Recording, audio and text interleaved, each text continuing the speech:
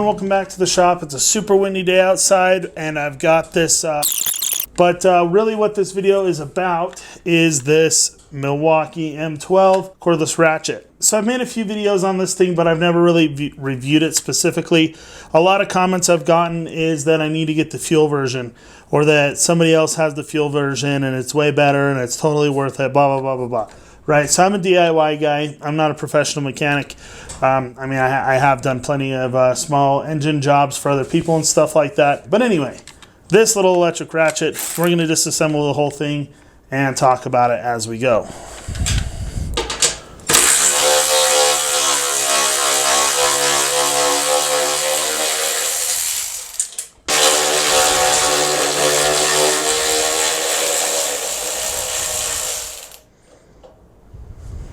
So let's talk about the M12 system itself that it belongs to. The M12 system is a 12-volt tool system with these little handle batteries. I say handle batteries. They stick inside the handle just like that. They have the fuel gauge on the tools. I probably don't really need to go too into depth with this, but this M12 line I think is probably one of the best, if not the best, 12-volt line you can pick up. That's probably pretty obvious to a lot of people. Milwaukee is just killing it in their 18-volt line and their 12-volt line. Tons of tools, tons of different options for this battery to power. It seems like a really automotive tool dense line. They have a lot of automotive tools, automotive related tools, things like that. So I really think that this is a great tool line for mechanics. Tons and tons of options for guys like that. Of course, if you just do weekend wear stuff, you can't go wrong with the M12 stuff. It's fairly reasonable priced, I suppose, compared to some of its competitors, and just really good high quality tools.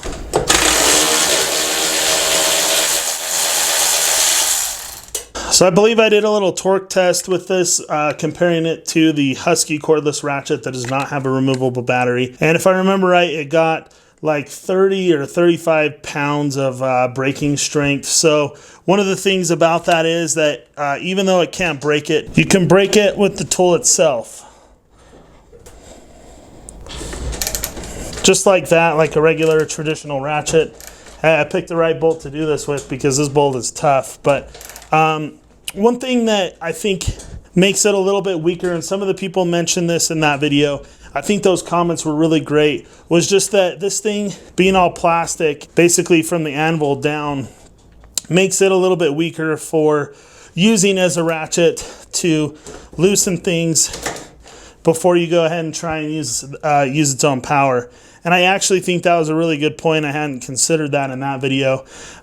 So this plastic handle, maybe it would be a little bit better if there was a little more metal there, but at the end of the day, if you really need to break stuff loose, you could probably just grab a ratchet. It's less convenient.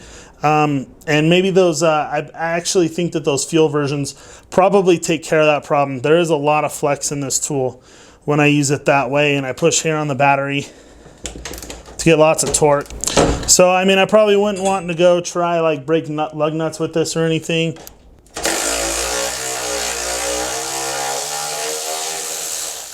I'll have to look a little closer, but those threads look all jacked up. But anyway, so it's definitely not like a nut busted machine or anything like that. You know, for these smaller bolts, changing parts and things, getting things done a lot faster is definitely useful.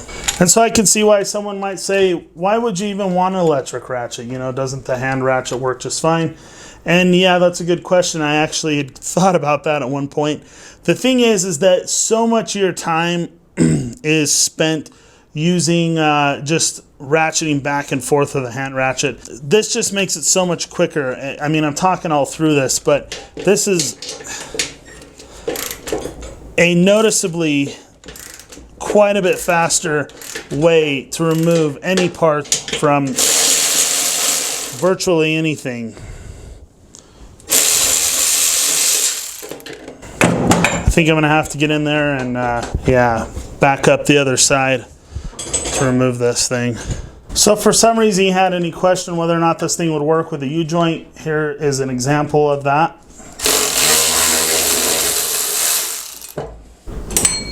It might have been a little bit unnecessary, but works with a U-joint. I don't know why it wouldn't, but you know, there's an example of it. So this is the second one of these that I've had now. That is no fault of Milwaukee or the tool. That was entirely my fault. I took this apart to clean out the inside of it. I'd gotten a lot of oil on the inside of the anvil here, and I wanted to clean everything up and just add a little bit of grease to it again. Well, and it was just filthy dirty. It wasn't just the oil. It just needed a good cleaning. And so when I was trying to put it back together, I was trying to put the snap ring on, which is on this side of the tool, and I was trying to force it. Something wasn't quite lined up right in there, and I broke the anvil out.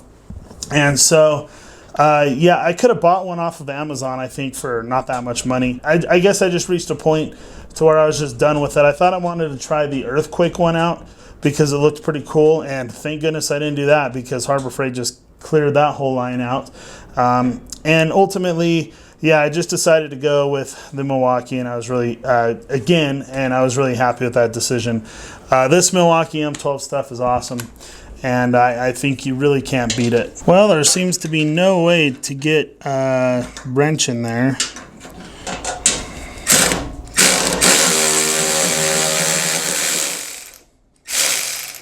So I guess we'll just jam a screwdriver in there into the bolt to get the nylock nut off.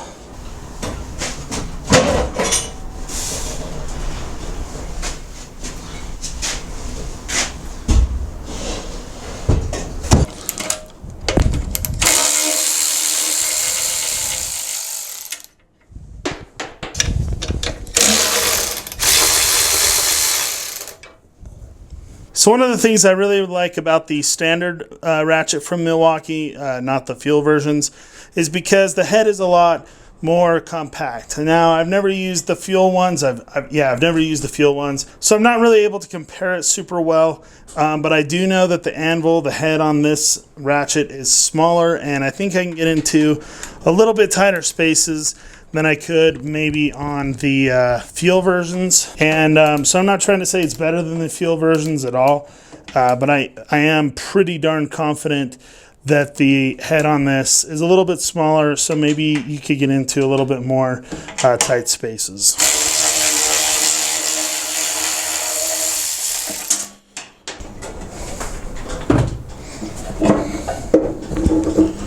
So the build quality and durability of this tool is what we've come to expect from Milwaukee. There's nothing really cheap or chintzy about it at all. So that was significantly faster than I could have ever done with a hand ratchet. That's why this thing is so valuable to have. So I'm already down to 3 bars with all of the work that I've done so far. So I definitely wouldn't call this thing a battery eater, but I also wouldn't say it's the most efficient tool with batteries or anything like that. But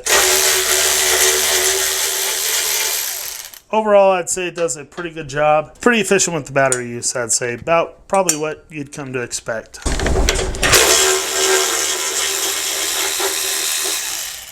So it does have some rubberized overmolding here, molded into the plastic. Like pretty much all of these cordless tools these days, they provide a little bit of comfort, a little bit of grip.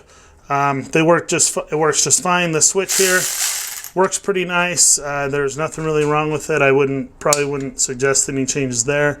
There's a locking switch. One of the things I like about this compared to a lot of other electric ratchets, like a lot of companies, the one that comes to mind the most is like Cobalt. They have a 20-volt version of their electric ratchet, and I think it is a big heavy-duty ratchet, and I think it has a lot more nut-breaking torque and everything like that. But it's just so slim and slender compared to one of those. That thing's like this long, and then it's got a big old fat battery at the end. So just nice, slender, and compact, easy to use. Like I said, I think that's one of the things that this thing has going for it big time.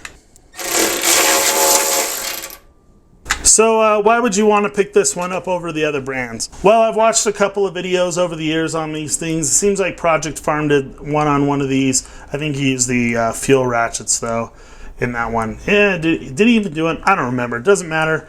65 Ford also did a video on one of these. He may have even compared it to one of the fuel ratchets too. And he determined that the Makita is the best. That's fine. I don't know. I've never really owned the Makita. I've never owned any Makita tools really for that matter, except for this little drill that I got for free.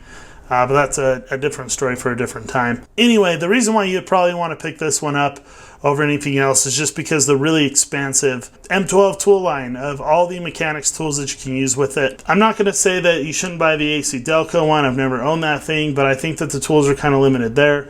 Obviously, there's the Earthquake issue with Harbor Freight where they already got rid of the Earthquake brand. Well, at least for the cordless tools, I don't think they sell the 3/8 inch cordless ratchet anymore. What else? I don't know if even DeWalt has one of these. I mentioned all the 20 volt brands, all the brands with the 20 volt versions.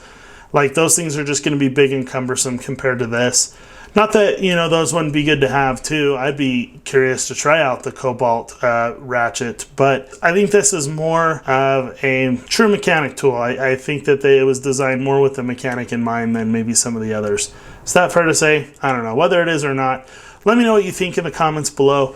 Let me know if you're thinking about picking this up. If you do, there will be a link in the description below. You can pick it up from Amazon. That is an affiliate link. It doesn't cost you any extra, but it helps my channel out just a little bit because Amazon sends a little bit of money my way. I'd really appreciate it if you did use that link. Other than that, guys, if you're not a subscriber, go down and click subscribe. If you haven't hit the big thumbs up yet, hit that big thumbs up. I'd really appreciate that as well. Helps me out with the algorithms. And more than anything else, I hope to see you in my next video. Have a good one.